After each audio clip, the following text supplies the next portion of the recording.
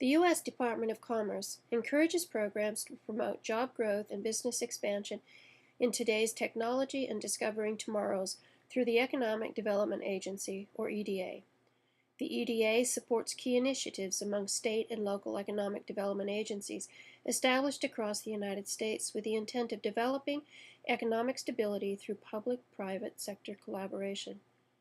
Supported projects often develop business plans that require an ever-expanding market to remain successful, and some opt for a more local and sustainable approach. Everyone supports and appreciates local efforts to create jobs that in turn build up the local tax base and improve the quality of life.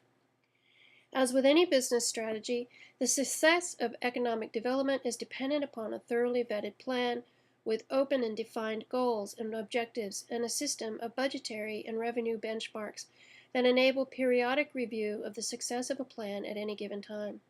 Historically, politicians and patronage employees have had little success creating private sector jobs. They do not have the qualifications or experience for such efforts. In addition to a sound business plan, competent and diverse leadership and wise stewardship and informed oversight by governing councils are critical to maintaining public confidence in local development efforts. In Coos County, the South Coast Development Council, or SCDC, and the International Port of Coos Bay receive public funds to facilitate the creation of private sector jobs.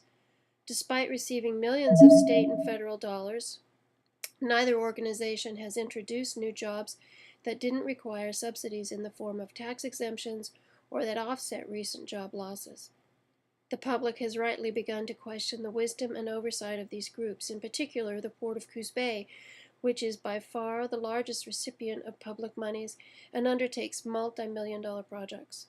Recently, the port director, with the passive consent of the commission appointed to provide oversight, purchased 2 large advertisements in local papers, paid with public money, that make provably false claims. Further, at a recent Port Commission meeting, one commissioner, Kathy McEwen, again with consent, made comments that indicate she is not aware the port is an active participant and is registered as an intervenor in the Jordan Cove FERC permit for a multi-billion-dollar LNG terminal. I just want to clarify something, and I'm getting the impression from the way some of this conversation goes that you're assuming it's our permit. This is Jordan Cove's permit. We have the land, but the process for the permitting is not ours.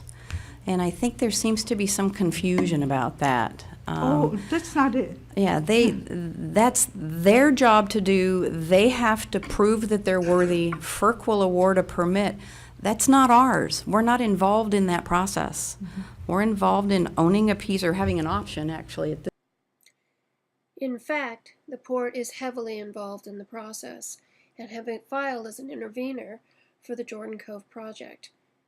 Many citizens have raised concerns that the environmental impact statement prepared for the FERC permit was inadequate and failed to adequately assess the global market, putting Coos County citizens, landowners, and port assets at serious financial risk.